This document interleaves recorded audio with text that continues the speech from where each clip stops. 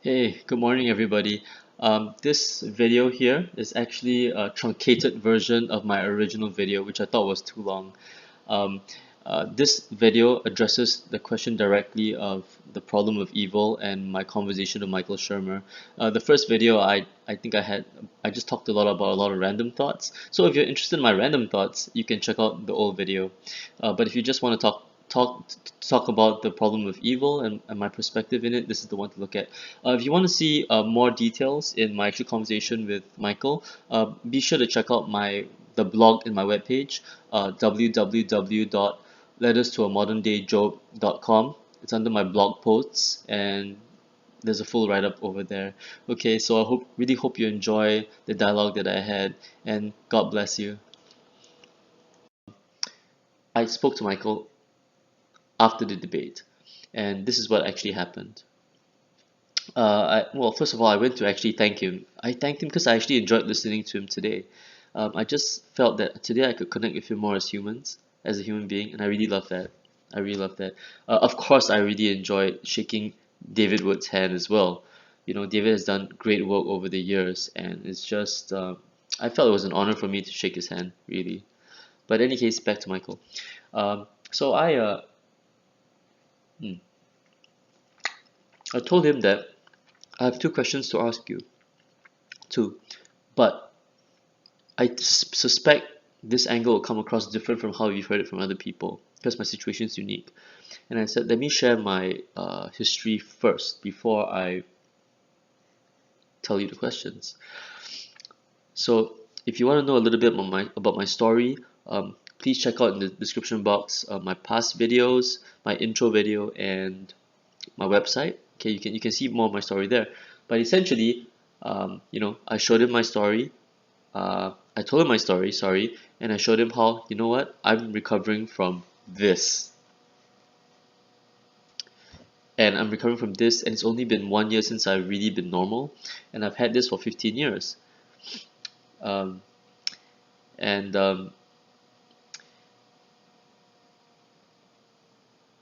and so when you talk about kids dying of leukemia, why do they do that? When you use them as an example, I said, I feel like I'm one of those examples, and so let me say something from this perspective.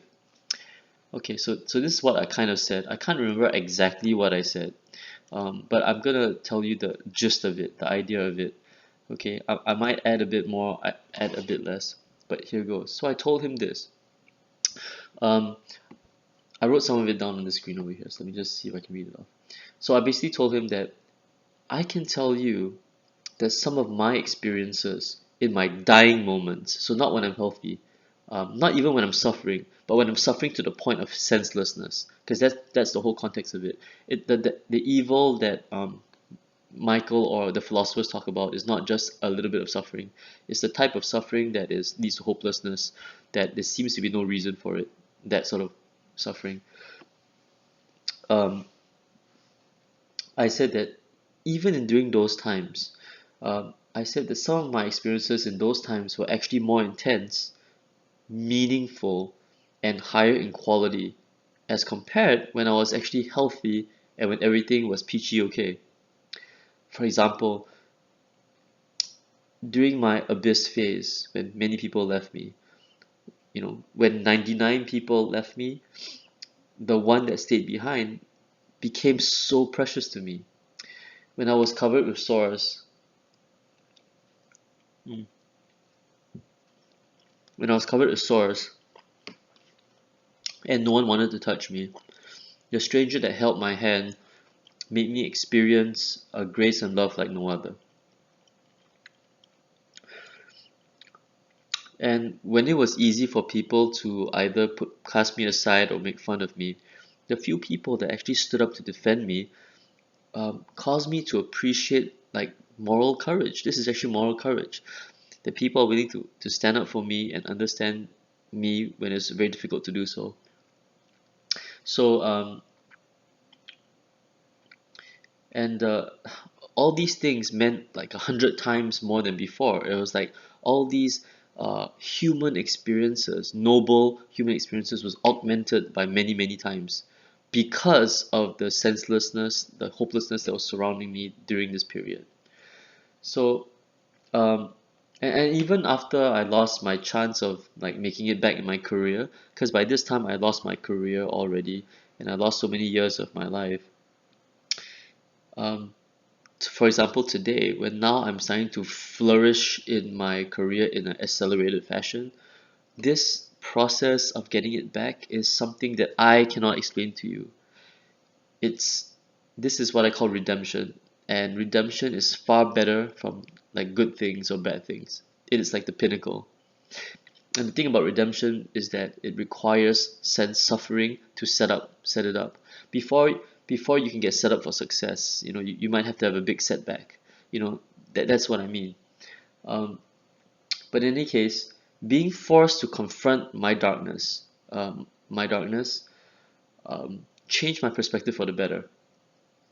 I was touched by higher degrees of love and moral courage um, that I soon recognized around me. Problems that used to be big became very small, and when I came to the point of giving up or almost losing my life, um, it caused me to drop many of the trappings of this world. I no longer cared about ego and pride, as all of us are very prone to do. I no longer cared if other people had a better career than me. You know, when I made peace when I made peace with my mortality and humanity, I was actually freer, much freer than when I was actually healthy. These are meaningful experiences that money can never buy, and these are experiences that you can't just command and have and be changed just like that. In a way, right, you have to be forced into it. And this also gives you another thought. No wonder it makes so much sense when Jesus says, "Whoever wants to save their lives will lose it, but whoever loses their life for me will find it." It's interesting he uses that allegory of losing your life to save it. And if you want so badly to protect all that you have right now, you will end up essentially losing it. You don't know what life is all about. So I told him one of my favorite authors, Annie Dillard, said, "You don't have to sit outside in the dark. But if you want to look at the stars, you'll find that darkness is actually necessary. And sometimes darkness is there to set it up so that you can see what is really bright and what is really beautiful." But here's the kicker, I told him. Here's the kicker. The kicker is I would never have known this had I not gone through this period of capitulation. When I was smart, successful, and healthy, um, it's not intuitive. It's not intuitive that there's any use for senseless suffering. It's because it's not intuitive to our base carnal instincts of pleasure or survival. It's just not. So prolonged long suffering, what's the point of that? Any benefit that comes from it is probably trivial to the negativity that comes with it. So when I was healthy, I could never understand that. But only when I was forced in that situation, when I was actually inside the abyss, being inside the abyss looks very different from looking at the abyss from the outside. That's what I wanted to say. So it was only when I was walking in the valley of the shadow of death, all of a sudden I'm thinking Coolio, you know what I mean. When I walked through the valley of the shadow of death, yeah, okay, I could see that. Only then can I see these things. Okay,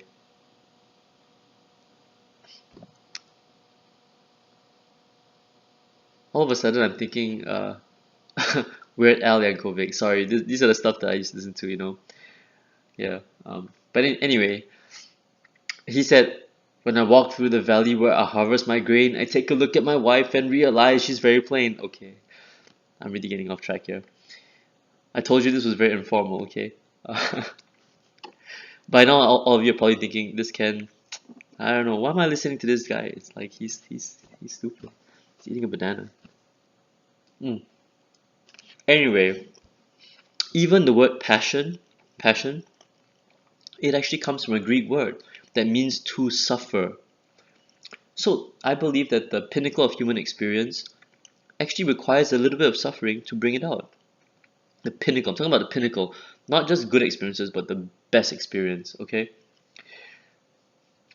you know, and that great suffering actually sets the stage to bring about real moral courage, real love, not like the Hollywood type of cheap love, like real love, the type that doesn't give up, the type that will stand up for you, even if the rest of the people don't stand up for you, and real heroism, this sets the stage up. So my first question to Michael, after I said all this, okay, was, so is the word evil in the syllogism interpreted too simplistically by people who actually haven't gone through this hopeless, impending death type experience? Most of the atheists or even Christian philosophers that tackle this situation, they're probably pretty smart guys. They probably experience suffering in their lives, but have they really experienced the evil, which is the pinnacle of it? Senseless suffering to the point that you want to give up totally. There's no point being here. The most of the people that I've read have never did not go through that sort of suffering, and maybe that's why they have interpreted the word evil too simplistically, you know. And have you and all these hundreds of children that have suffering from leukemia and who are dying, have you ever interviewed them? Are their lives really that much worse than the people around? There's a lot of misery in the world today. Divorces, people who are so depressed, people who feel that they have no place in this world, you know. Are their experiences really that different? Think about the experiences that they're going to have.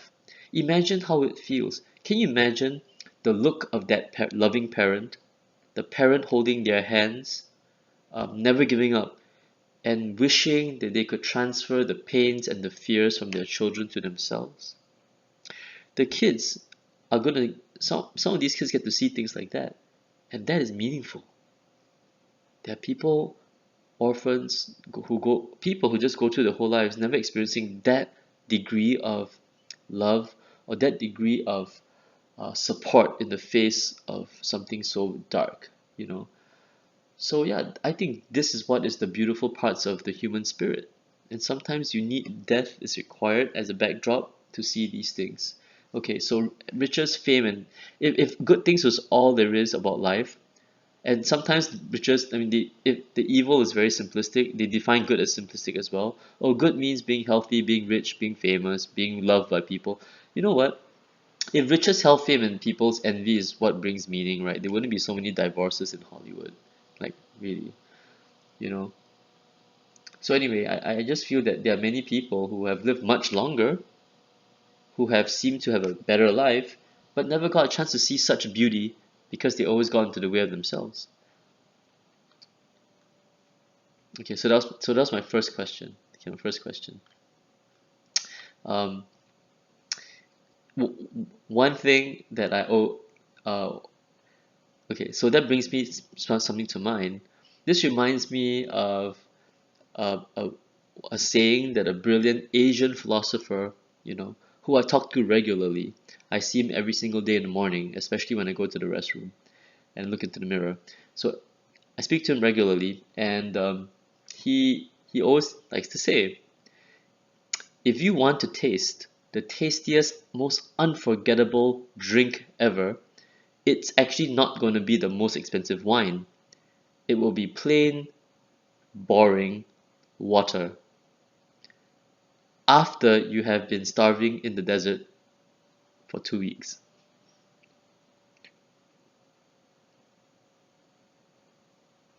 Yeah, sometimes it takes darkness, right, to really appreciate really bright things.